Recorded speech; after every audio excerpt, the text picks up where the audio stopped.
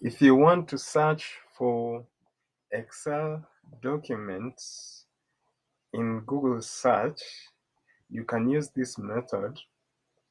Let's say you want to look for a database on cars, and typically such databases, maybe there's data, a download data source, and it will it will likely be in CSV or Excel.